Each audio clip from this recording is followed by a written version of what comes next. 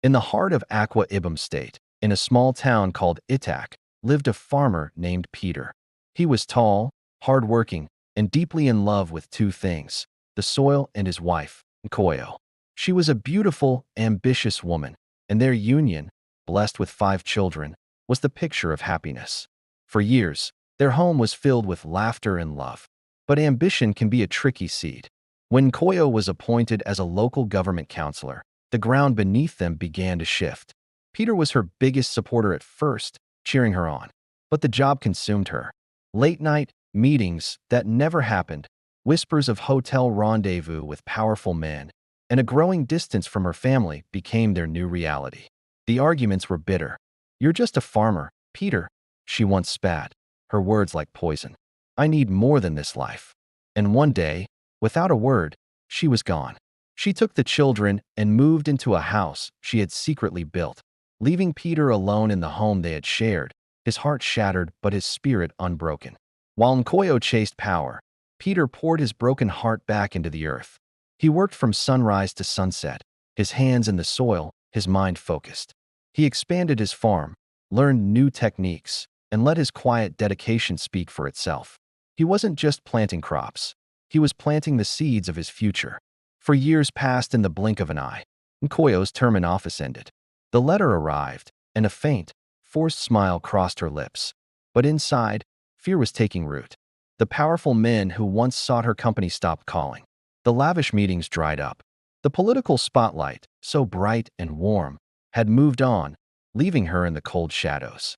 Her phone, once buzzing with promises, fell silent. The friends she entertained at expensive restaurants were suddenly too busy. Her grand house, a symbol of her supposed independence, now echoed with a deafening loneliness. Her children, now teenagers, started asking questions. They missed their father. They'd seen him on TV, celebrated by the governor for revolutionizing agriculture in the state. Peter, the man she had called just a farmer, had risen. His company, Itac Green Fields Export, became a household name, the leading agricultural exporter in the region. He built schools, created jobs, and lifted countless families out of poverty. He had become the pride of Itac, a man of national importance. Nkoyo's world, meanwhile, was crumbling. The same people who had promised her connections now acted like they didn't know her. The whispers were merciless. She left her husband for power, and now she has nothing. One cloudy afternoon, swallowing the last of her pride, Coyo drove back to Itac. The road felt longer, heavier. When she arrived at Peter's compound, she could barely recognize it. The old farmhouse was now a grand estate, surrounded by acres of flourishing fields. Trucks with his company logo were being loaded, and workers in uniforms moved with purpose. And then she saw them, her children, running and laughing across the lawn, looking happy and whole. Peter emerged from his office, his presence calm and commanding. He froze when he saw her. "Nkoyo," he said, his voice even. "I came to see you."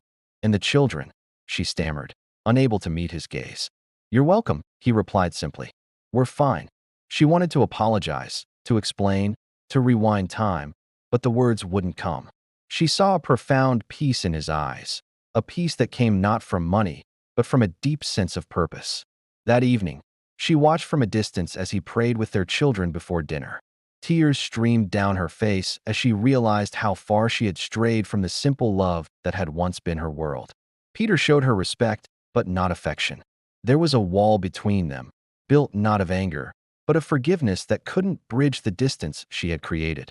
As dawn broke, painting the sky over the fields of Itac, Nkoyo finally understood. The man she had dismissed had cultivated more than just crops. He had cultivated character, integrity, and greatness. The soil he loved hadn't just fed a nation, it had nurtured his destiny. Thank you so much for watching.